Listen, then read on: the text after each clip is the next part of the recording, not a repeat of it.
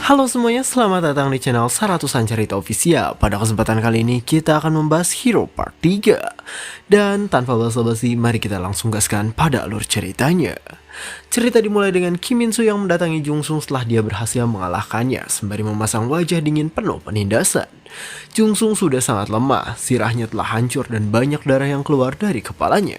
Namun dengan sisa tenaganya itu dia menanyakan tentang kesalahan apa yang telah dia perbuat kepada Min Soo sampai Min Soo membantai seluruh keluarga dan orang terdekatnya. Min Soo menjawab sambil memukul Jung Sung yang sudah sekarat. Salah kalian adalah kalian yang lebih bahagia dariku. Kalian membuangku dan mengabaikanku. Kalian menganggap kalau diriku adalah sampah. Dan bahkan kalian menyamakanku dengan seekor tikus god. Tak ada satupun dari kalian yang menungguku. Tak ada satupun dari kalian yang mencoba memahamiku atau setidaknya menyemangatiku. Min Soo terus-menerus menghajar Jung Sung dengan tangannya yang dilapisi oleh zirah sampai wajah Jung Sung bonyok dan hancur hingga hampir tidak bisa dikenali lagi. Dengan wajah kejamnya Min Soo berkata, berani-beraninya mereka menjadikan hero sampah sepertimu sebagai harapan terakhir mereka dan mencoba menghancurkan siklus kesengsaraan yang telah kubuat. Tapi kemudian sebuah peluru melesat tepat di depan wajah Min Soo secara tiba-tiba. Min Soo langsung menoleh ke arah di mana tempat asal dari tembakan tersebut. Ternyata orang yang menembakkan peluru itu adalah So Min. Sambil memegangi pistol, So Min berkata, "Kau benar, orang itu adalah satu-satunya harapan kami." Jung Sung juga melihat ke arah So Min dan di sana dia mencoba untuk memperingati So Min agar tidak datang kepadanya walau Min Soo masih memegangi rambutnya. Lalu perhatian Min Soo beralih kepada So Min. Dia melepaskan tangannya dari kepala Jung Sung dan berjalan ke arah So Min sambil mengatakan bahwa sangat percuma karena semua orang tak akan bisa melawannya dan mereka hanya membuang-buang waktu dengan meletakkan harapan pada orang lain. So Min mengerti akan hal itu, namun meskipun begitu So Min tetap ingin berharap. Sambil memegangi pistol dengan tatapan yang gemetaran, So Min berkata kalau suatu hari jika semua orang terus melawan dan memberontak seperti hari ini, maka dia yakin kalau umat manusia akan bisa mengalahkan para hero dan terbebas dari siklus kesengsaraan serta pemerintahan tirani yang kejam. Sins pun berpindah memperlihatkan Brown yang sudah sekarat karena tubuhnya berlubang setelah dia diserang oleh para zombie yang dikendalikan oleh Fate Hero. Dengan sisa tenaganya itu dia mengambil sebuah alat komunikasi dan dengan alat itu dia meminta kepada seseorang untuk menghubungkannya dengan seluruh pengeras suara yang ada di tempat perlindungan bawah tanah. Setelah itu suara Brown tersambung dengan pengeras suara yang ada di seluruh penjuru kota dan dia meminta agar seluruh penduduk baik yang berhasil selamat ataupun masih bertarung untuk mendengarkan pesan terakhir yang ingin ia sampaikan. Dengan suara yang sangat lemas itu Brown mengumumkan bahwa harapan umat manusia satu-satunya hanyalah tinggal Spear Hero yang telah sekarat. Dia berkata bahwa pasukan militer telah diruntuhkan sepenuhnya oleh para hero yang kejam dan dia meminta maaf karena dia tak akan bisa menyediakan senjata api dalam jumlah banyak untuk penduduk yang masih bertarung. Semua penduduk yang masih hidup mendengarkan seluruh perkataan dari Brown lewat sebuah pengeras suara, walaupun sebagian besar dari mereka telah banyak yang terluka. Tapi meskipun begitu, Brown ingin agar seluruh penduduk menyatukan kekuatan dan terus berjuang untuk memastikan dan menyelamatkan Spear Hero yang telah sekarat, agar dia bisa mendapatkan kesempatan bertarung dengan Kim Min Soo di lain waktu. Brown ingin para penduduk bersedia untuk melakukan permintaan terakhirnya dan melindungi Spear Hero yang menjadi satu-satunya harapan demi keselamatan seluruh umat manusia. Setelah memutuskan sambungan komunikasinya, Brown mengeluarkan sebuah tombol dari balik pergelangan tangannya. Sambil melihat ke arah langit-langit, Brown berkata bahwa ini adalah hal yang terakhir bisa ia lakukan sebelum dia kehilangan nyawa dan kesadarannya. Kemudian gedung pusat kendali kota bawah tanah tiba-tiba meledak dan gedungnya mulai hancur akibat dari ledakan yang terjadi di dalamnya. Reruntuhan gedung itu tepat mengarah kepada Min Soo yang sedang berdiri dengan santai setelah dia menghajar Jung Sung habis-habisan. Namun dari tempat lain Fate Hero dan dua bawahannya menyaksikan hal itu saat gedung tersebut akan menimpa ke arah Min Soo. Dia sedikit merasa kesal karena kegigihan para manusia rendahan yang rela meledakkan sebuah gedung dan mengorbankan nyawa hanya untuk sebuah cita-cita yang pastinya tidak akan terwujud. Kemudian Fate Hero meminta agar dua orang yang sedang dikendalikannya itu memberikan persembahan untuknya sebagai bukti dari keimanan mereka. Dengan senang hati kedua orang tersebut langsung menawarkan sebelah tangannya untuk Fate Hero agar dipersembahkan kepadanya sebagai bukti keimanan mereka. Lalu setelah itu salah satu lengan dari kedua orang tersebut tiba-tiba putus hingga darah mereka bercipratan kemana-mana. Dengan dua lengan persembahan itu, Fate Hero menciptakan sebuah lengan raksasa yang menahan jatuhnya reruntuhan gedung untuk melindungi Min Soo agar dia tidak tertimpa oleh gedung tersebut. Tapi kemudian Minsu terlihat sangat heran dan kebingungan saat dia melihat Magic Hero yang merupakan salah satu bawahannya malah berdiri di depan Somin seolah dia sedang melindunginya. Di sana Magic Hero terlihat sangat marah. Dia mengarahkan senjatanya kepada Minsu sambil berkata, "Aku sudah muak mendengar perintahmu dasar bocah sialan. Terimalah hadiah perpisahanku sebelum kau berubah menjadi abu." Magic Hero melancarkan sebuah serangan kuat pada Kiminsu dengan niat membunuhnya, padahal dia adalah bawahan dari Kiminsu. Beberapa waktu yang lalu, sebelum Kiminsu membuat kekacauan dan menghancurkan dunia, Magic Hero ternyata hanyalah seorang gadis sekolah biasa bernama Mairin. Saat itu dia sedang membawa sekotak kue dan berniat untuk mengembalikan kue itu ke tokonya, karena kue itu tak jadi dibeli olehnya. Namun tepat pada saat itu, sebuah berangkas kuat berlapis logam jatuh entah dari mana asalnya dan menimpa Mairin sampai dia tiba di isekai atau dunia lain. Setelah sekian lama waktu berlalu, Mairin kembali ke dunia asalnya karena dia khawatir dan rindu dengan keluarganya. Namun ternyata dunia telah berubah. Kota besar yang dulunya sangat megah itu berubah menjadi lautan api akibat dari amukan seseorang yang sangat jahat. Setelah memahami situasi kota saat dia kembali, Mairin tahu kalau pada saat itu seorang hero hanya memiliki dua pilihan, yaitu bertarung demi menyelamatkan hidupnya sendiri atau bekerja sama membentuk pemerintahan kejam dan bergabung dengan sekelompok orang gila. Pada saat itu Mairin menyadari kalau dirinya sama sekali tak memiliki keberanian jika dia diberikan dua pilihan tersebut. Jadi dia menyembunyikan identitasnya sebagai hero dan memilih untuk melarikan diri agar terhindar dari konflik antar hero. Semenjak hari itu Mairin berbaur, berkumpul dan menyatu dengan semua manusia yang menjadi korban dari keganasan dan kekejaman para hero. Dia tetap menyembunyikan identitasnya dengan terus membantu ibunya untuk mendapatkan makanan. Namun kemudian sekelompok tentara mendatanginya dan mereka meminta agar Mairin ikut bersama mereka ke suatu tempat. Mairin kebingungan dengan siapa sebenarnya orang-orang itu karena dia sebelumnya tak pernah berinteraksi dan bergaul selain dengan ibu dan adiknya. Tapi akhirnya Mairin pun dibawa ke suatu tempat oleh para tentara itu tanpa menjelaskan penyebab mereka membawanya. Dengan wajah kesalnya Mairin berkata pada dua tentara di sampingnya, "Aku kan hanya memotong antrian, apa polisi militer harus menghukumku hanya karena hal itu? Kalian pasti sangat tidak punya kerjaan lain yang lebih baik ya." Ternyata para tentara itu mengantar Mairin untuk bertemu dengan Brown, dan di sana Brown berkata bahwa tentara militer tak akan terlibat dengan hal sepele semacam itu, kecuali ada seorang hero yang bersembunyi di antara para korban selamat. Mairin masih mencoba untuk menyembunyikan identitasnya. Dia tak ingin mengaku kalau dirinya adalah seorang hero dengan berkata bahwa dia sama sekali tak mengerti dengan perkataan Brown. Tapi kemudian Brown mengambil sebuah berkas tebal yang di dalamnya tertulis sebuah informasi pribadi mengenai Mairin. Dalam dokumen itu dituliskan kalau Mairin adalah seorang anak sekolah biasa yang sempat menghilang selama 1 tahun. Brown membacakan semua isi dari berkas itu yang mengatakan bahwa Mairin menghilang dari 1 tahun sebelum kota hancur oleh para hero dan tetap menghilang selama 3 bulan setelah kejadian itu. Namun Brown di sana mengatakan keanehan yang terpikirkan olehnya tentang Mairin yang bisa kembali dengan utuh tanpa ada apapun yang berubah dalam dirinya, padahal telah hilang selama 1 tahun lebih. Mairin mulai kepanikan, keringat mulai bercucuran dari wajahnya, namun dia masih mencoba mengelak dengan berkata, "Terus kenapa kalau aku menghilang pada saat itu? Apa semua orang yang pernah menghilang secara otomatis akan dianggap sebagai hero?" Kemudian Brown memperlihatkan sebuah foto yang sempat diambil olehnya kepada Mairin sambil menceritakan kalau 10 hari yang lalu ada banyak roket yang mengapung di udara akibat dari kesalahan penyerangan yang harusnya ditujukan kepada satuan tentara. Brown menceritakan kalau seharusnya roket itu nyasar tepat di tengah kota dan seharusnya semua orang yang ada di sana pada saat itu telah musnah oleh ledakan dari roket nyasar tersebut. Tapi kemudian seseorang yang identitasnya tidak diketahui tiba-tiba menahan ledakan itu, lalu orang itu langsung menghilang kembali. Brown mengira kalau yang menahan roket nyasar itu adalah seorang hero dan secara kebetulan dia melihat Mairin yang keluar dari gedung tempat orang yang menahan ledakan itu menghilang. Setelah mendengar cerita itu, Mairin di sana langsung mencoba membantahnya dengan mengatakan kalau itu hanyalah sebuah kebetulan. Dia berkata kalau pemerintah seharusnya menginvestigasi dan menyelidiki bukti yang lebih masuk akal dengan lebih teliti sehingga tidak menduga seseorang berdasarkan prasangkanya saja. Namun Brown tak menghiraukan kata-kata dari Mairin. Dia malah mengeluarkan dan mengarahkan sebuah pistol kepada Mairin yang ada di hadapannya. Mairin sangat terkejut dengan hal itu. Dia tak mengira kalau seorang tentara pemerintahan akan dengan mudah mengacungkan senjata pada warga sipil. Spontan Mairin merubah wujudnya ke dalam mode hero untuk melindungi dirinya sendiri saat Brown menarik pelatuk dari pistol itu. Tapi setelah itu Brown berkata kalau sebenarnya pistol yang dipegangnya itu kosong dan hanya ditujukan untuk memastikan kalau Mayrin adalah seorang hero. Karena sudah terlanjur memperlihatkan wujudnya dalam mode hero, Mayrin akhirnya bersedia untuk menceritakan tentang alasannya tidak bergabung ataupun bertarung dengan Kim Min Soo kepada Brown. Mayrin berkata kalau sebenarnya dirinya tak memiliki keberanian untuk melakukan hal itu karena dia melihat Kim Min Soo yang ekspresinya kosong tapi memiliki kekuatan luar biasa. Lalu Mayrin menerangkan bahwa ada satu hal yang sangat berbeda dari kekuatan para hero. Dia menjelaskan kalau seorang hero hanya akan sedikit lebih kuat dibanding Raja Iblis yang mereka lawan di dunia lain setelah mereka mengalahkan Raja Iblis tersebut. Jadi singkatnya, kekuatan Raja Iblis yang ada di dunia lain itu ditentukan oleh level dari kekuatan hero itu sendiri.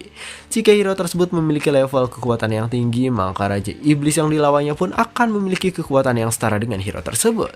Dengan wajah yang murung, Mayrin berkata kalau Raja Iblis yang dikalahkan oleh Kim Min Soo itu jauh melebihi kekuatannya.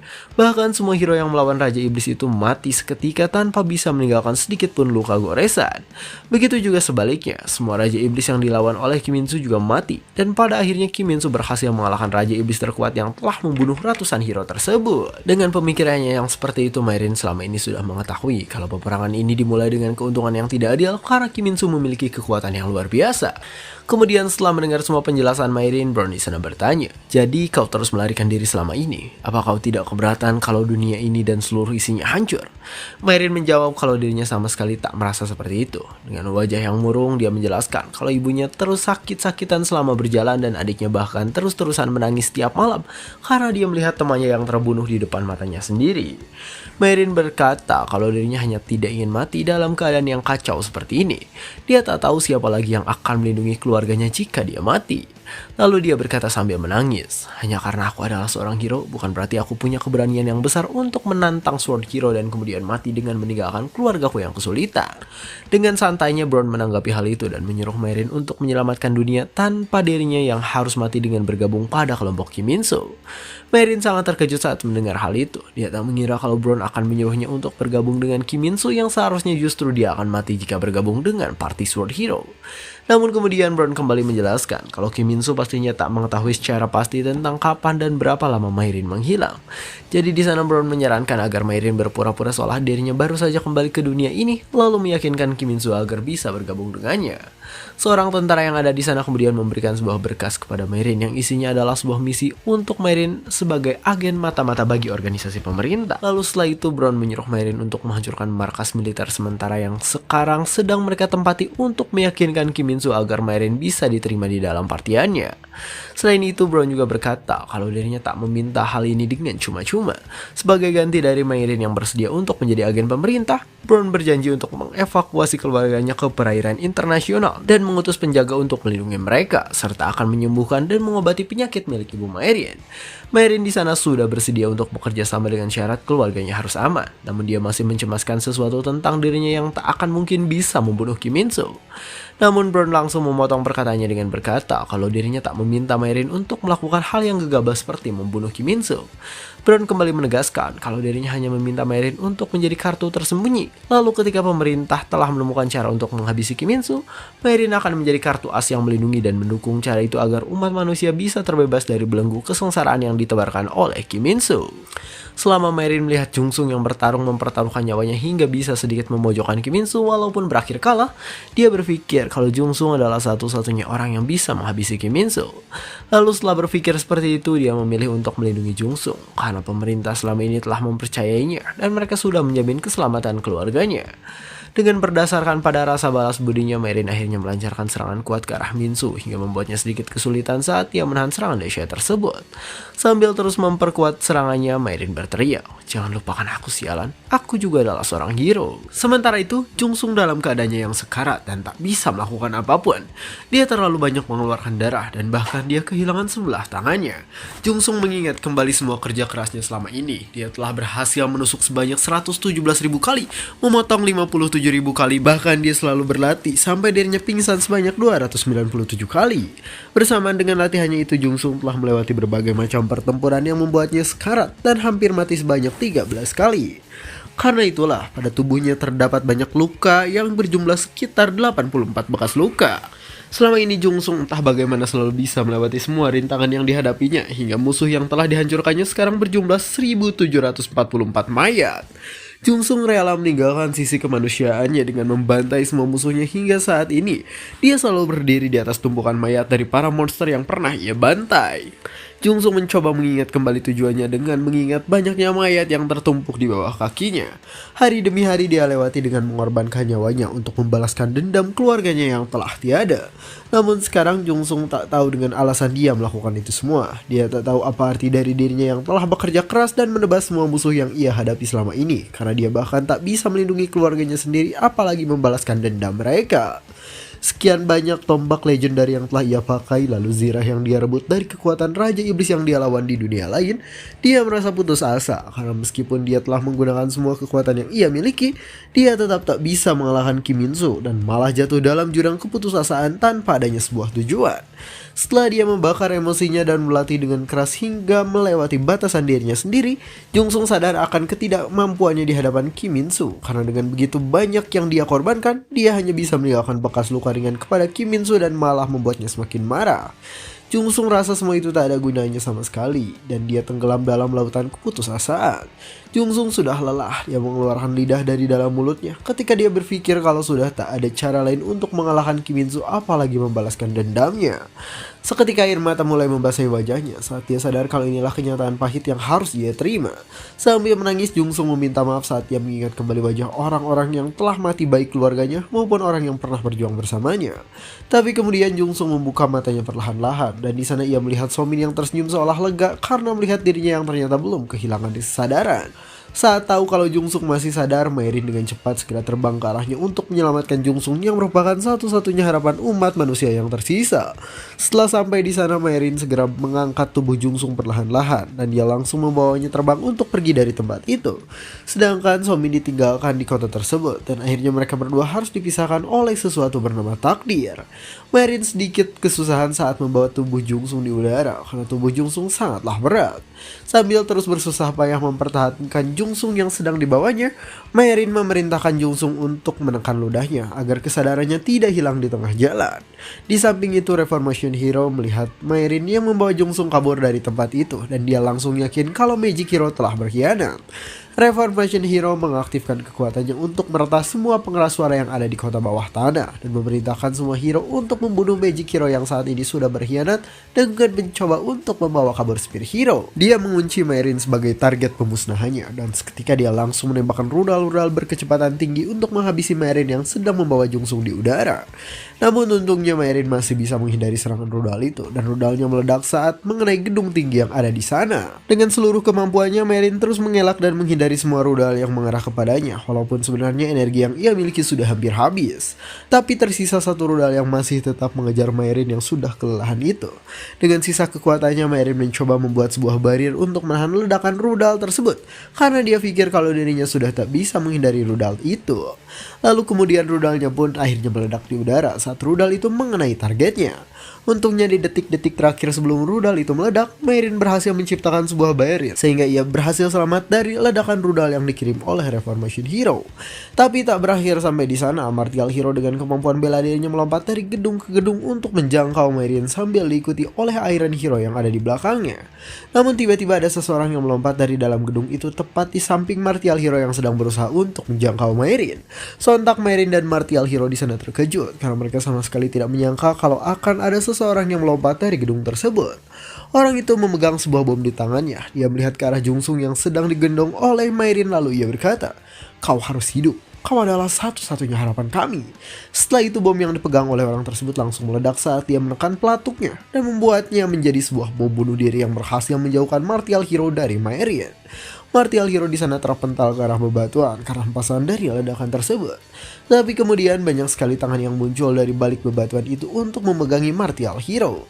Ternyata itu adalah lengan dari sisa para tentara yang masih hidup. Mereka memegangi Martial Hero dan menahannya agar tidak mengejar Maerin sambil berteriak, "Kau tak boleh pergi ke sana, bajingan. Lewati dulu mayat kami." Dengan tekad yang sudah sangat bulat dan keyakinan mereka terhadap Jung Sung yang sangat kuat, para tentara itu mengambil sebuah bom dari balik bajunya dan langsung meledakkan bom itu bersamaan dengan Martial Hero yang masih mereka pegang.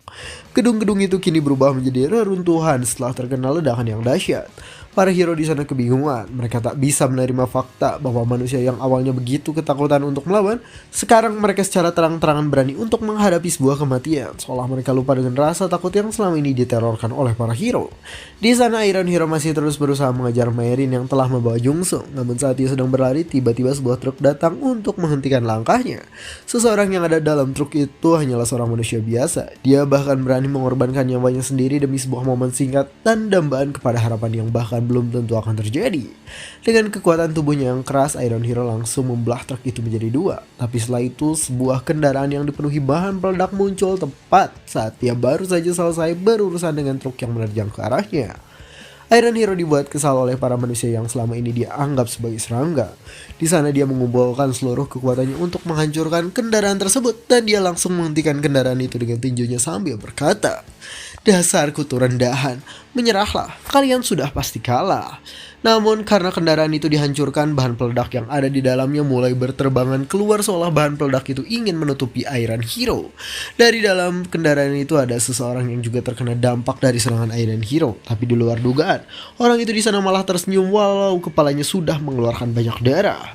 Dia mengambil sebuah tombol dari dalam kendaraan itu, dan kemudian dia menekan tombol itu hingga terjadi sebuah ledakan dahsyat yang menyertakan Iron Hero di dalamnya. Dengan usaha keras yang mengorbankan banyak nyawa, para manusia itu berhasil membuka jalur melarikan diri untuk Merin dan Jungsung dengan harapan kalau mereka akan kembali menjadi lebih kuat untuk melawan Kiminsu.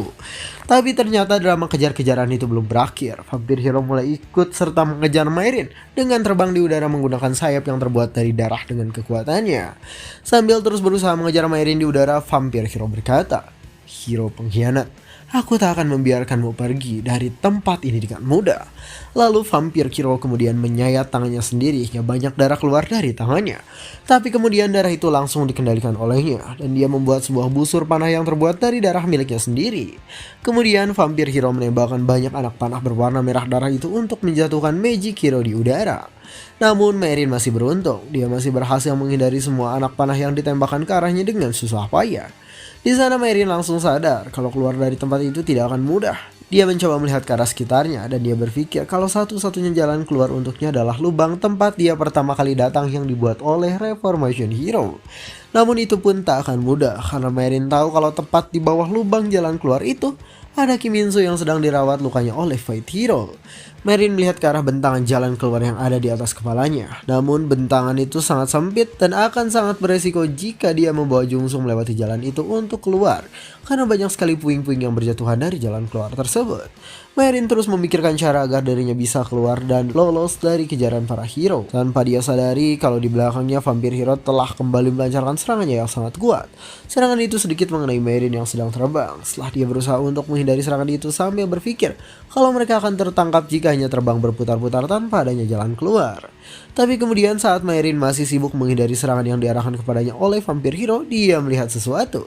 Ternyata dia melihat seseorang yang sedang memegang lightstick di atas gedung seolah ingin memandunya menuju rute yang bisa membawanya keluar dari tempat perlindungan bawah tanah.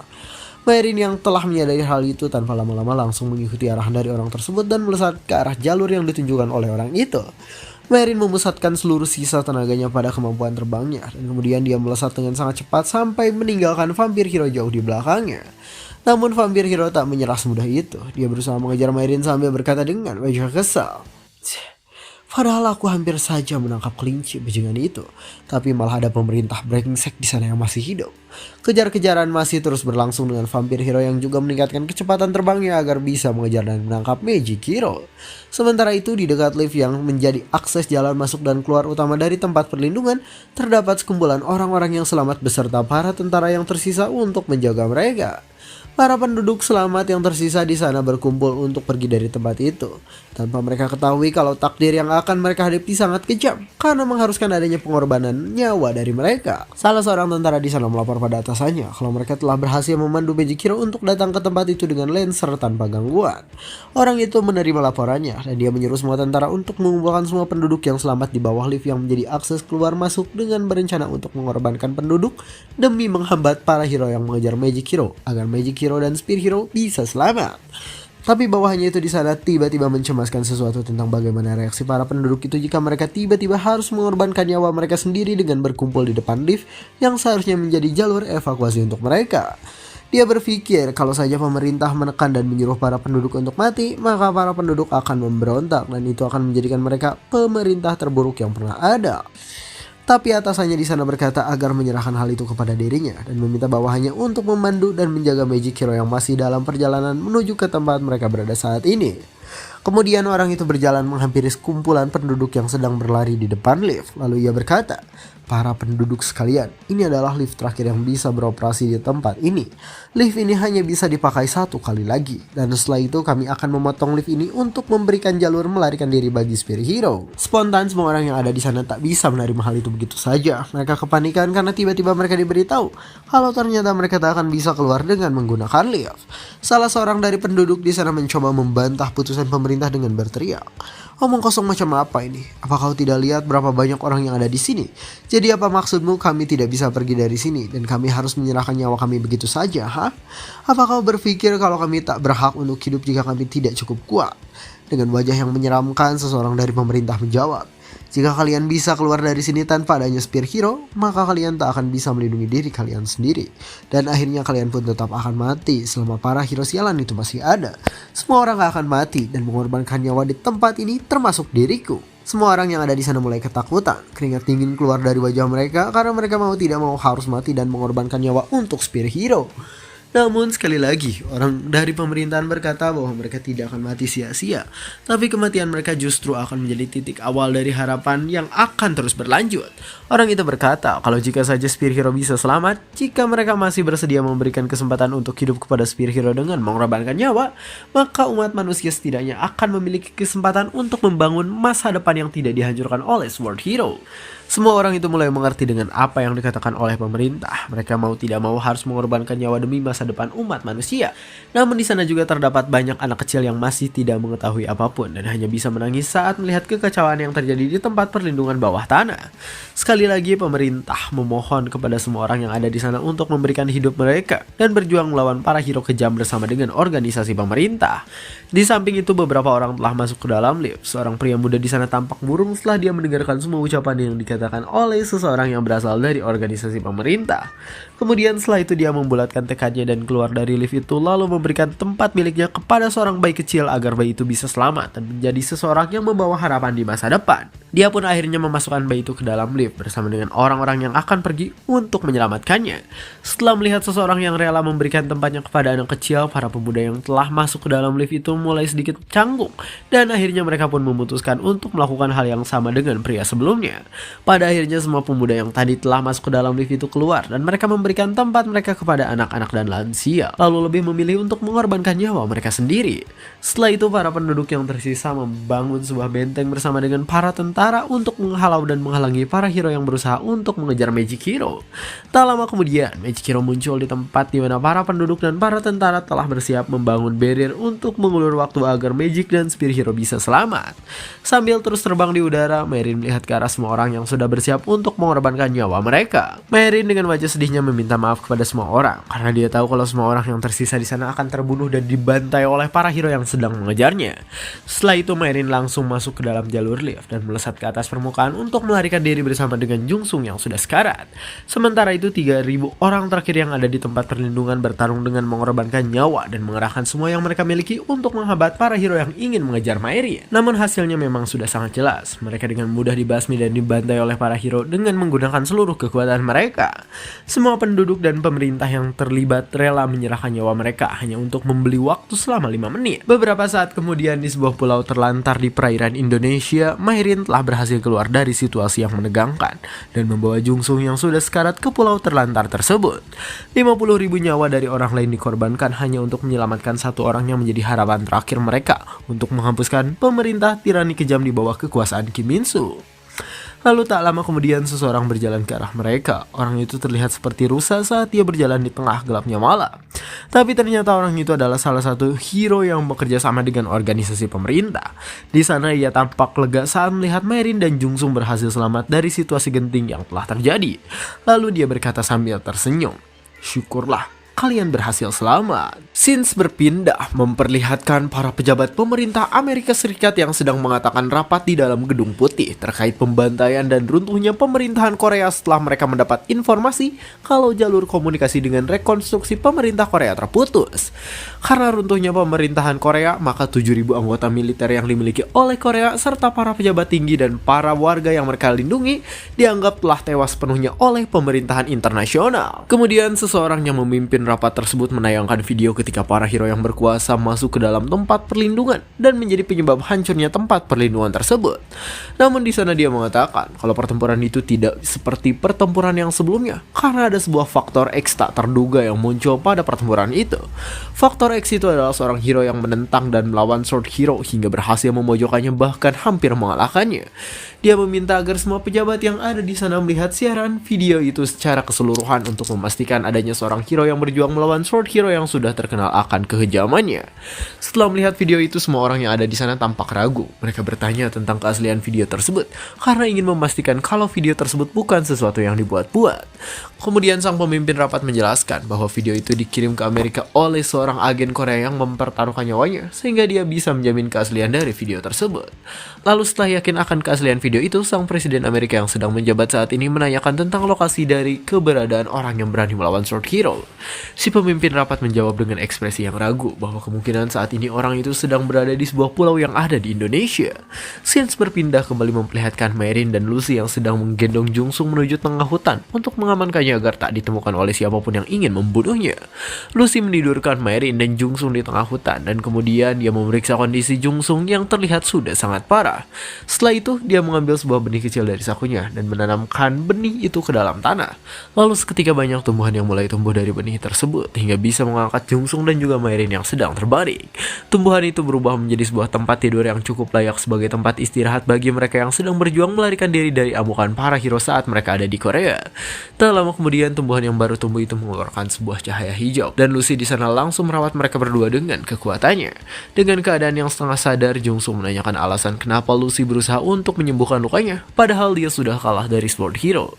Jungsung masih tenggelam dalam penyesalan karena dia tak bisa melindungi seorang pun, baik keluarganya maupun semua orang yang telah berjuang bersamanya. Jungsung merasa sangat kesal, dia tak bisa menahan air matanya karena lagi-lagi banyak orang yang mati hanya untuk melindunginya. Dia merasa kalau semua itu terjadi karena dirinya yang sangat lemah hingga semua orang terdekatnya kembali tewas di hadapannya. Tapi kemudian Lucy menampar Jungsung dengan keras sambil berkata, "Jangan bicara seperti itu, bukan kau yang melindungi mereka, tapi itu dilakukan karena mereka ingin melindungimu sebagai satu-satunya harapan yang bisa membawa dunia kembali menjadi seperti dulu." Dalam penglihatannya, Jungsung melihat semua orang yang telah melindunginya sedang tersenyum ke arahnya saat dia membuka matanya perlahan-lahan.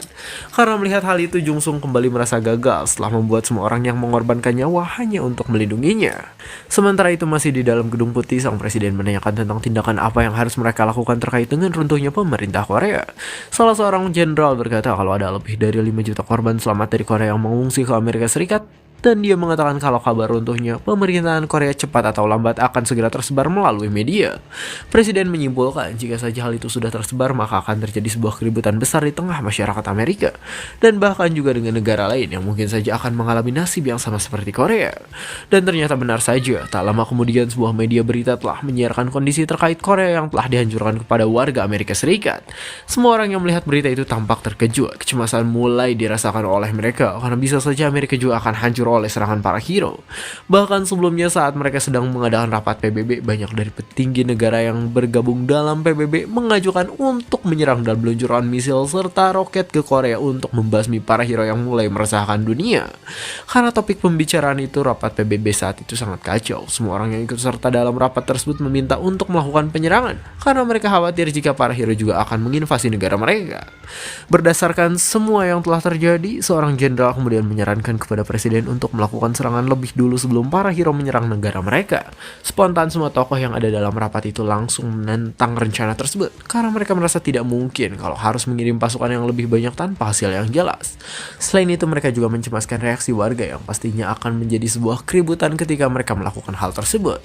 Namun kemudian jenderal yang mengusulkan hal itu pun berkata, Korea telah dihancurkan, itu berarti sekarang negara itu tak memiliki pemerintah.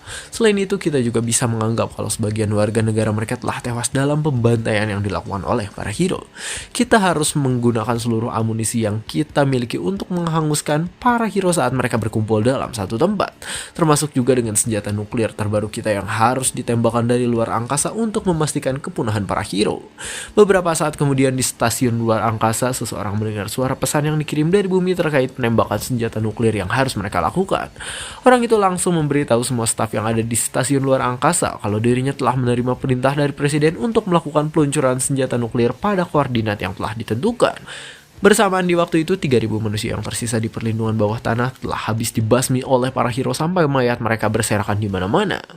Di tengah-tengah serakan mayat itu ada seseorang dari pemerintah yang masih hidup dengan ketakutan sambil memegang sebuah senjata. Namun kemudian dia kembali mengangkat senjatanya itu dengan tangan yang gemetaran saat Kim Min Soo mendatanginya sambil berkata, "Oh, ternyata ada yang masih hidup ya." Orang itu tak bisa melakukan apapun. Dia tak bisa menggerakkan jarinya untuk menarik pelatuk senjatanya karena Kim Min Soo mendekatkan wajahnya pada orang itu sambil berkata dengan wajah yang menyeramkan, "Katakan pada mereka ketika kau keluar nanti bahwa Spear Hero telah mati dan tak ada lagi harapan yang tersisa. Katakan pada mereka untuk menyaksikan akhir dunia dengan merangkak di atas tanah. Dengan begitu, aku akan membiarkanmu hidup." Setelah mendengar itu, orang dari pemerintah tersebut tak bisa menahan air matanya karena rasa takut yang luar biasa menyelimuti dirinya. Tapi meskipun begitu, dia malah tersenyum sambil berkata, "Kau pasti takut, bukan? Kau takut kalau hero yang melawanmu akan kembali. Kau takut pada orang-orang yang akan melawanmu," sambil membawa secercah harapan. "Syukurlah, ternyata kau bukanlah seorang dewa atau semacamnya. Kau hanyalah seorang manusia biasa seperti kami semua." Min Soo di sana sedikit terkejut karena dia tak menyangka kalau orang yang sedang sekarat di hadapannya akan berkata seperti itu. Lalu dia menebas kepala orang tersebut meskipun orang itu belum menyelesaikan kata-katanya karena Min Soo terlanjur merasa muak dengan kata-kata dari orang yang lemah yang masih berharap kepada Spear Hero. Min Soo sangat kesal pada orang itu dan kembali menusuk tubuh orang itu karena merasa tak puas jika hanya menebas kepalanya saja. Setelah itu Sung Jun datang menghampirinya sambil berkata, "Maaf aku mengganggu kesenanganmu, tapi tempat perlindungan ini kurang lebih sudah dibersihkan." Min Soo menoleh ke jam berwarna merah ke arah para hero bawahnya yang sedang berkumpul sambil menunggunya. Namun di sana Fight Hero berkata, "Jangan khawatirkan kami, kau boleh menggunakan waktu sebanyak yang kau mau untuk melepas dan melampiaskan seluruh amarahmu." Iron Hero sambil tertawa mengatakan kalau lagi pula para serangga itulah yang memancing mereka untuk menghancurkan tempat perlindungan dan dia mempersilahkan Min Soo untuk meneruskan eksekusinya. Tapi kemudian Min Soo berjalan ke arah mereka sambil berkata, "Jangan memasang tampang seolah kalian mengerti amarahku, dasar sialan. Kalian sama saja seperti mereka." Namun sebelum Min Soo menyelesaikan kata-katanya, Sung Jun langsung memotongnya dengan berkata, "Baguslah jika kau sudah selesai dengan orang itu. Aku penasaran dengan apa yang akan kita lakukan selanjutnya. Karena lagi pula kita sudah menghancurkan tempat perlindungan sekaligus organisasi rekonstruksi pemerintah dan membantai semua anggotanya sampai populasi manusia di Korea sudah berkurang drastis. Aku penasaran dengan aksi gila apa yang akan kita lakukan selanjutnya." Min Soo masih dengan tatapan kosongnya. Lalu ia berkata kalau rencana mereka selanjutnya adalah mengejar Spear Hero karena ada banyak sekali orang-orang yang menaruh harapan tinggi kepadanya. Min Soo berkata kalau keberadaan dari Spear Hero adalah sesuatu yang menyangkal terhadap dunia dan idealisme yang dia buat. Setelah mendengar itu, Sung Jun berkata kalau mereka melakukan itu, maka mereka harus bersiap untuk menghadapi seluruh dunia. Sementara itu, Presiden Amerika Serikat sedang mengadakan konferensi pers untuk mengumumkan kehancuran dari negara dan pemerintah Korea oleh para teroris yang disebut hero. Banyak wartawan dari berbagai media yang menghadiri acara itu untuk memberitakan kepada seluruh penjuru dunia tentang sesuatu yang telah terjadi pada Korea. Sang presiden mengumumkan kalau sekelompok teroris yang disebut hero itu mungkin saja akan membahayakan dunia. Dia berkata demi Korea yang telah menjadi sekutunya dan demi melindungi keamanan dunia serta melindungi keluarga orang-orang yang telah tewas, mereka memutuskan untuk tidak akan menyia-nyiakan pasukan militer yang dikerahkan dengan mengambil tindakan terburuk, yaitu meluncurkan misil nuklir yang sudah tidak dipakai dalam peperangan selama kurang lebih setengah abad. Kim Min Soo beserta para hero lainnya menyaksikan konferensi pers itu dari sebuah hologram yang ditayangkan oleh Reformation Hero setelah dia berhasil meretas siarannya. Sung Jun di sana berkata kalau dirinya sudah memperkirakan hal itu sebelumnya dan sekarang ia yakin kalau tindakan itu adalah satu-satunya senjata terkuat milik manusia. Setelah itu Reformation Hero meretas sistem stasiun luar angkasa untuk menayangkan penampakan dari sebuah misil nuklir yang akan segera sampai ke tempat mereka. Dan dia berkata kalau misil nuklir itu hanya membutuhkan waktu 2 menit sampai nuklirnya meledak di tempat mereka berada saat ini. Vampire Hero di sana mulai kepanikan setelah mendengar adanya misil nuklir yang sedang mengarah kepada mereka dan dia berkata, "Hei, bukankah kamu sudah meretas dan memiliki kendali penuh atas jaringan udara milik mereka?" Namun Reformation Hero berkata bahwa dirinya tak memperkirakan kalau para manusia akan menembaki misil nuklir dari stasiun luar angkasa. Tapi terlepas dari itu semua, Iron Hero malah tertawa saat dia berkata kalau tak ada yang perlu dikhawatirkan karena mereka bisa kembali ke beberapa waktu di masa lalu dengan kemampuan milik Sung Jun yang merupakan Return Hero. Sung Jun tersenyum menyanggupi hal itu, namun sebelum dia melakukan riset dan pergi ke masa lalu, dia meminta agar Kim Min Soo memberikan pendapatnya tentang apa yang ingin dia lakukan setelah melewati hal itu. Karena Sung Jun tahu kalau Kim Min Soo sangat terobsesi dengan Korea sampai dia membuat dunianya sendiri di Korea. Sung Jun ingin memastikan kembali tentang kesiapan Min Soo untuk melawan seluruh dunia tanpa mengubah idealisme yang dia pegang sampai saat ini.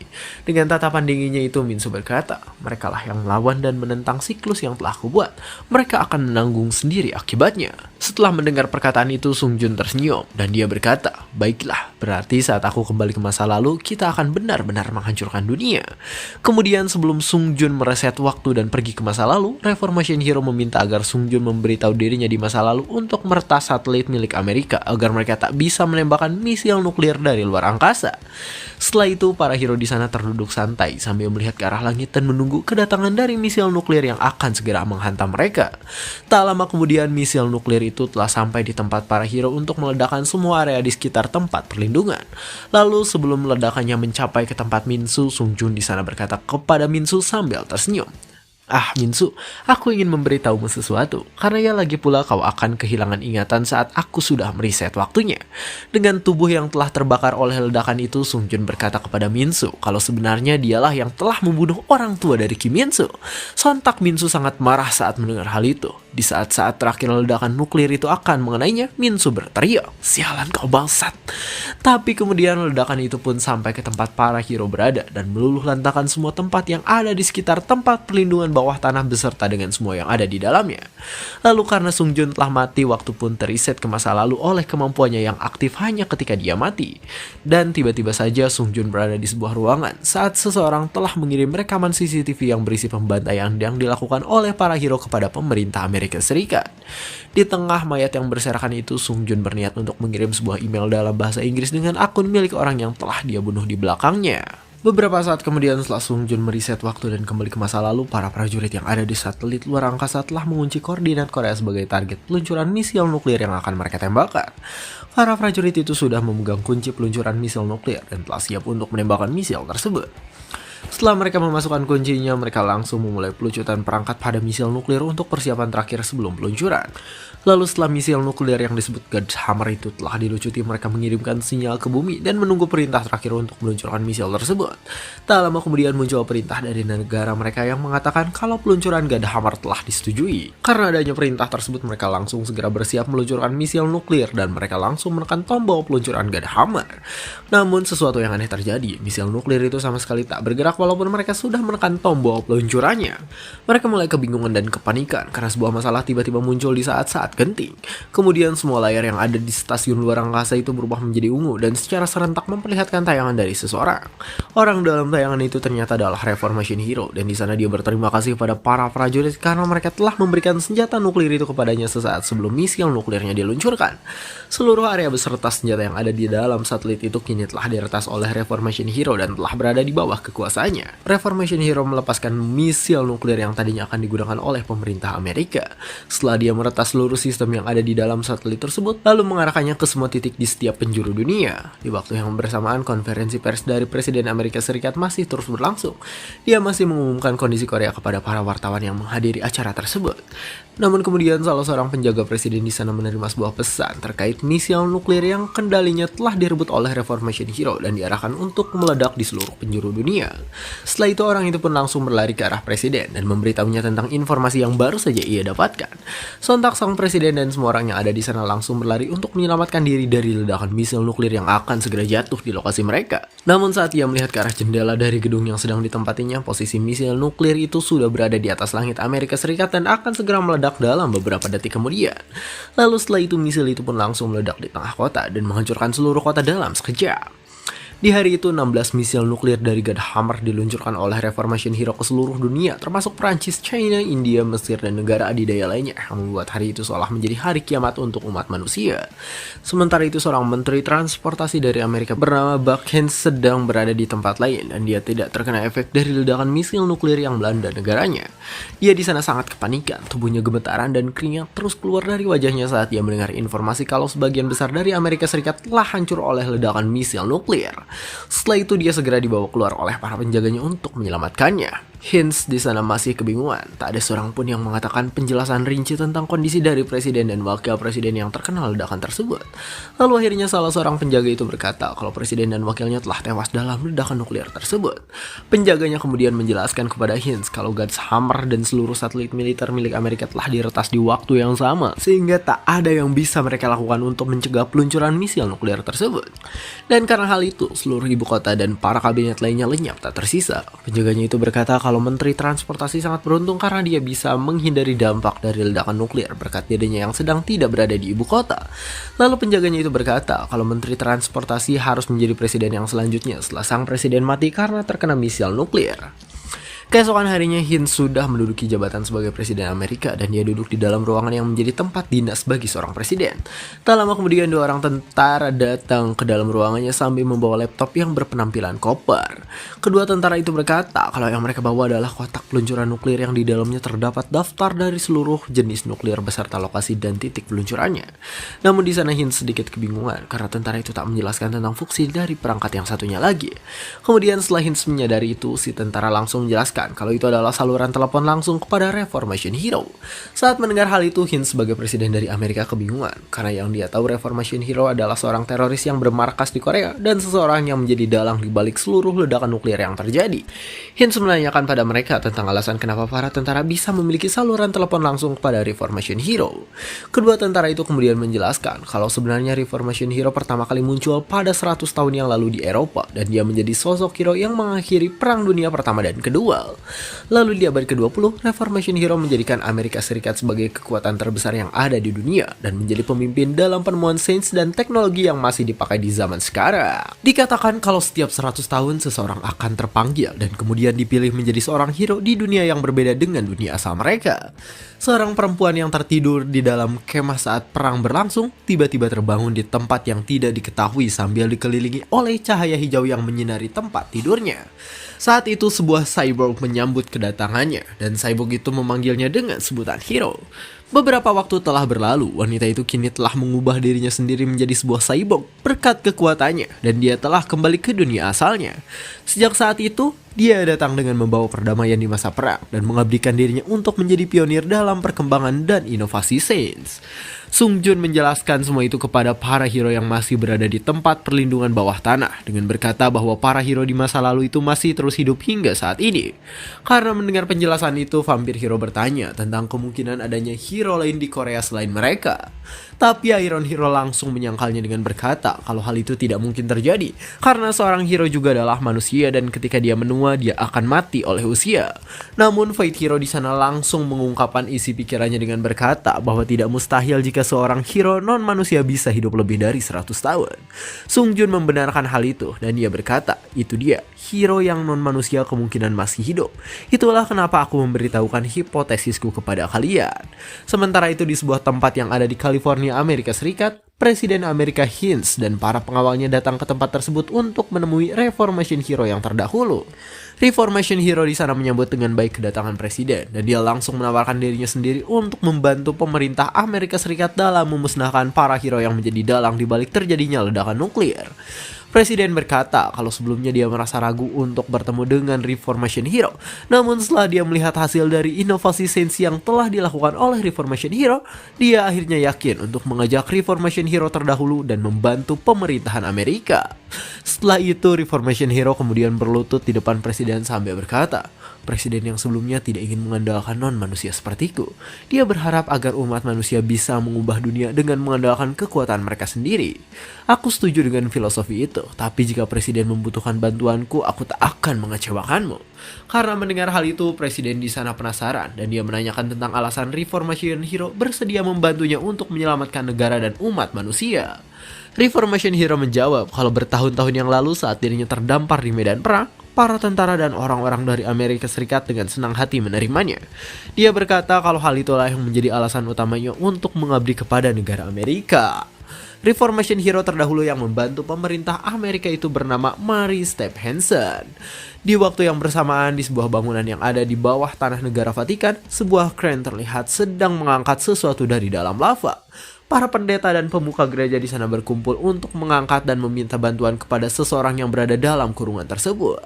Salah seorang pendeta merasa penasaran dan dia bertanya tentang benda apa itu sebenarnya, karena selama ini dia kira kalau benda itu hanyalah sebuah relik biasa. Sang paus di sana menjawab kalau di dalam benda itu terdapat seseorang yang berasal dari abad ke-14 yang memiliki keimanan luar biasa yang disebut Faith Hero yang bernama Damian Arcadius. Selain itu, di tempat yang ditutupi oleh salju dan bongkahan es di daerah Omyuka, Rusia, 3 orang tentara mendatangi sebuah gubuk reot dan mengetuk pintu tersebut untuk memanggil seseorang yang ada di dalamnya.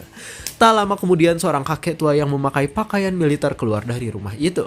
Lalu di sana para tentara tersebut langsung bertanya, "Apa Anda adalah veteran perang bernama Ivan Pushkin?" Kakek tua itu menjawab kalau dia memang orang yang sedang para tentara itu cari. Spontan para tentara itu langsung memberi hormat kepada kakek tersebut sambil berkata, "Ivan, pahlawan negara kami yang namanya tidak disebutkan dalam sejarah. Negara dan sekutu kami membutuhkan bantuan Anda." Berbagai negara di seluruh dunia mulai kembali memanggil para hero terdahulu yang pernah membantu dalam memerdekakan negara mereka untuk bertempur kembali bersama sekali lagi demi bisa mengalahkan Kim In-soo beserta seluruh antek-anteknya. Dan cerita pun bersambung. Anda melawan hero-hero terdahulu ya guys ya. Apakah hero-nya nanti bakalan banyak dari negara-negara yang kayak jahat dari Jepang? Dari Jepang udah ada belum? Coba komen di bawah. Atau mungkin dari Jerman. Kayaknya bakal ada. Ada yang udah tahu? Coba komen lagi di bawah. Dan mungkin segitu saja kami dari Saratusan Cerita Official. Jangan lupa like, komen, subscribe, dan share ke teman-temannya. Terima kasih telah menonton sampai akhir dan sampai jumpa di kesempatan berikutnya.